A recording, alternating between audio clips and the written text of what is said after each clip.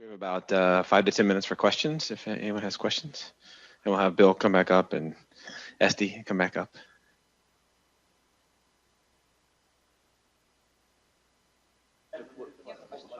It's complicated. Hold it? Yeah, hold it down like that. How about this? How about this? There we go. I have a question for Estee. So I'm coming at some of the issues you were talking about from a very different direction, which is to say, I'm working through finance, which obviously is very mathematical and very modeled right now. And they're very interested also in the degree to which models can be performative, which sort of speak to what Jennifer and her brother were thinking about as well. One thing that I have zero answer to, and I would like to know what you have to say about, when folks in the humanities are thinking about performativity, they're definitely thinking about this idea of like something that does, right, as opposed to something that is. But there's also definitely a question of like memory involved. So Diana Taylor thinks about the archive of performance, so how we do things, and this helps us remember. So could you just talk about that? Like, what is the place of memory in thinking about digital rhetoric and like this? I liked what you were saying about sort of agency, sort of passing between and into. So are there memory-based agencies, or like, could you talk more about like if there is memory in these sort of agencies that you're thinking about through this sort of performative nature of? I forget where I was going with this, but I think I've said enough. Well, sure. Okay, so great question that I don't have the answer to. And I'll readily admit that because my work hasn't really gone down that path of exploring this in relation to memory. So I'm just going to say I don't know the answer to that, but if other people's do, I would be willing to listen to that. Yeah, go for it. Yeah. Again, I don't know if this is going to answer your question. I'm basically going to say something and then make it make sense. So something Joe described to me, ask him to make it make sense, was the way that when algorithms get incredibly complex, certain constraints within the algorithms, because there are so many, are forgotten. And mathematicians working on them at a later stage in development may only realize that they exist because suddenly the algorithm stops working.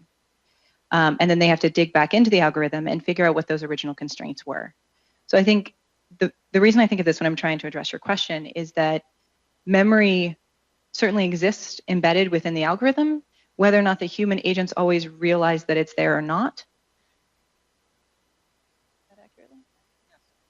Does that help? I can tell you a little story about, so when you look at the way the oscilloscope works, one of the differences that accounts for the reason that humans are a little better, it seems to us anyway, at disambiguating the very difficult cases is because the humans will look at the whole string of sentences and they'll keep those string of association. They'll read for context, right? And they start to develop a sense of who would say what. Even if we take the names out, they'll pick up things that the computer has literally not been instructed to do. It's evaluating every sentence as a brand new text. So it doesn't, it gets computationally incredibly expensive if you add each text to the previous one and have it redo that. And part of the reason we're able to get a sentence processed so quickly is because we're looking at them as discrete units.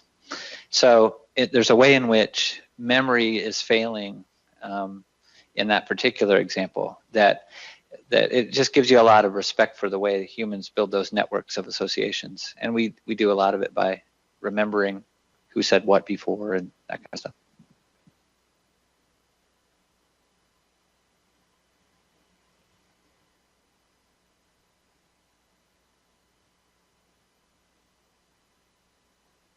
All right. Oh, Thomas got a question.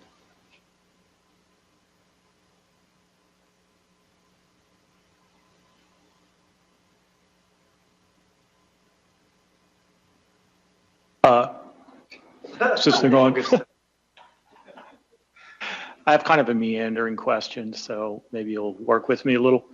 I was struck by the quote, Bill, that you had up about rhetorics revealed tend to consolidate in the hands of the powerful, and I've been mulling that over. It has its truth, but one also wonders about some of the other spins that you could have on something like that, which would be that a rhetoric revealed already indicates that the rhetorical game has moved on elsewhere. And I was also thinking about an alternate reading of a text like Plato's Gorgias, which is supposedly Plato's slam on rhetoric because it's vile and manipulative and serves the powerful. But another read of that text is that what he's doing is claiming rhetoric has its limits and that it's not the all-powerful Lord, as the quote is attributed to Gorgias. So I guess my question is something along the lines of, and this is for everybody, because all of you seem to be wrestling with this in various ways in terms of what's rhetoric and what's not. In what sense is our revelation of rhetoric in these non-human realms revealing, that is, also pushing up against where the game is going next that we don't know yet, I guess would be sort of my question. And then hand in hand with that, where are rhetoric's limits here, if there are some? And since I have an inflationary understanding of rhetoric, I'm sympathetic, but at the same time, you know. Yeah, I'll start saying words, and then you can then say words. One of the things that I found really useful in relation to that question about mapping the solution space is that it does reveal a lot about what I think of as the enthymemic nature of working with algorithms. And so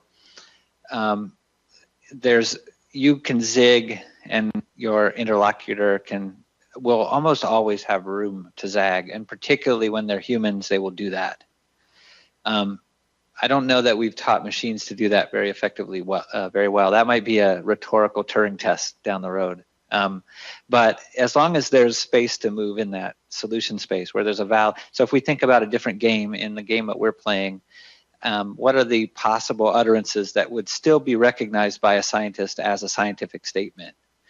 That's a big solution space, and you can move around within it, and you can even push the boundaries of it such that there is no one right answer. And I think that gives us a lot of respect, I guess, for just how expansive it could be. So I don't know, maybe, Joe, you would have some thoughts about finding the limits. Limits of rhetoric, Joe? Rhetoric. Or, well, theoretically speaking, in a linear programming problem, how do you understand finding the limits?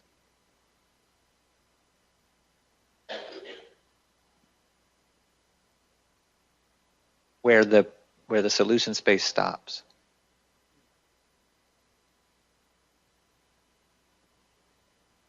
I stumped him. That is a very difficult question. Yeah. Just wondered. I mean, because of the example I gave here, I gave you a linear program that had a solution. It's possible. It's easy. It happens when you don't want it to. That you can define a linear program that has no solutions, either because the solution space is non-existent, because you've put in constraints that contradict one another, or because the solution space is infinite. So there is no best solution, because you can just keep going further out toward infinity. So very often, I guess there are no limits sometimes. Ironically, that's a very comforting answer to this audience. My answer would be probably equally expansive, which is that as long as there's negotiation, rhetoric's there. So.